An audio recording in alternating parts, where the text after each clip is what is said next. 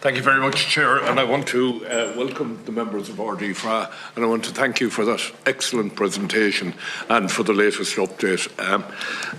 I want to put things in context, if I can, before I ask any questions. I was involved in Oireachtas, well, not Oireachtas, back in the day it was FCA in my time.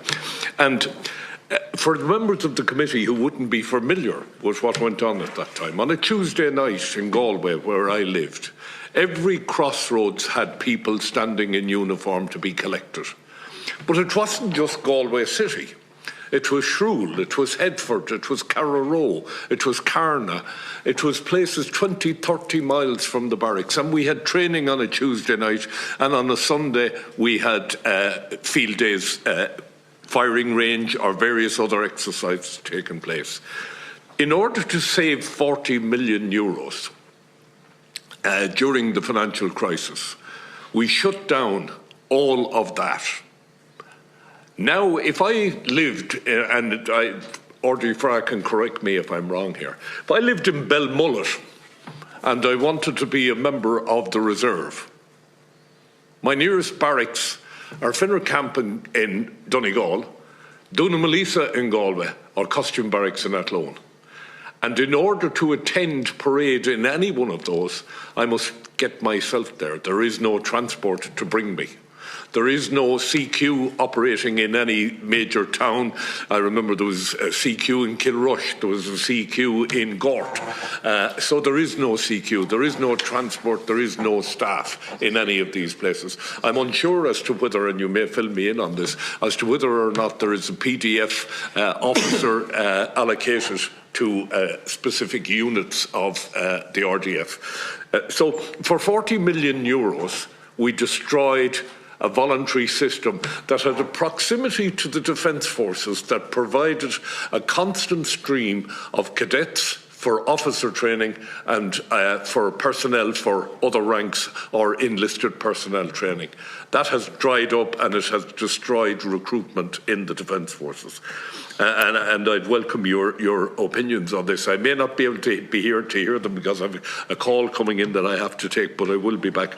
I want to speak about the pay issue. The 92 euros a day, which has come out over the last few days.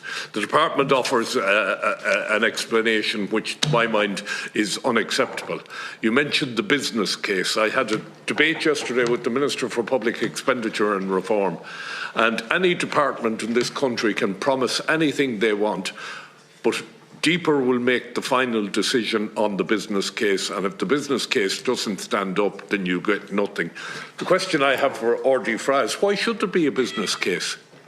You're in uniform, you're orderly officer, you're in uniform, you're guard commander, you're in uniform, you're a patrol private soldier on duty over the weekend. Why should it not be paid at the same rate as your PD or PDF equivalent? I go back to the 1970s where FCA people came in on PDF equivalent. I go back to the 1970s where FCA people came in on permanent contract, or if you want, they were filling in vital roles because of the troubles at the time. Nobody said they couldn't be paid. They were paid.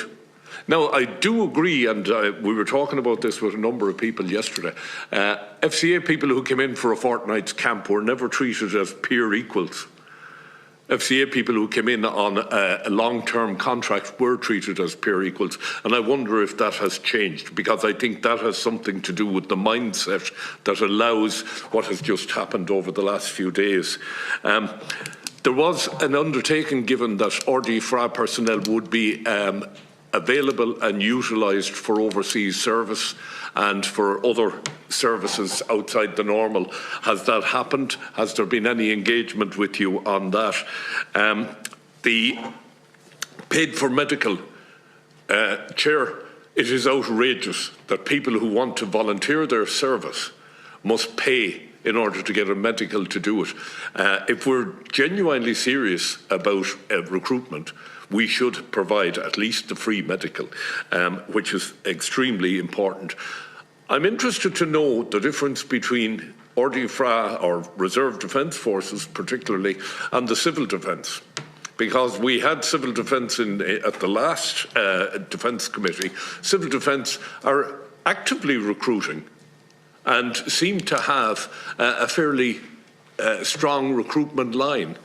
Whereas, is the problem that civil defence still exists in most villages around the country where where reserve defence has been pulled away? I gave the Belmullet example. I'm sorry, Chair, I didn't deliberately pick Belmullet, but it's such a remote place. But so I'm interested in that. And the other one then I just want to touch on briefly, and I will try and get back after the phone call. The issue of the most senior officer in the reserve. I'm of the view that we should be able to get at least one brigadier out of the reserve and a couple of colonels. If we were serious about it and regarding the organisation as a peer equal to the PDF, I don't see any reason why there couldn't be an RDF brigadier in charge of. You were talking about the membership of the reserve unit within the Defence Forces and within the department. What would be so wrong with having a pair of red tabs on an RDF member in that situation? The last one I have for you, just very quickly, is the call-up for duty. We're stretched in the PDF. There are soldiers now doing duties 2 and 3 times a week. How much utilisation of RDF people has there been to carry out normal barrack duties, normal security duties? Has there been a take-up there? And if there is, please tell me that the duty allowance is not withheld if you're up on a weekend, say doing guard duty over the weekend, or orderly officer or something like that. That's it, Chair. I have to go and take a phone call, so I will get back. Thank you very much. Thank you, Chair.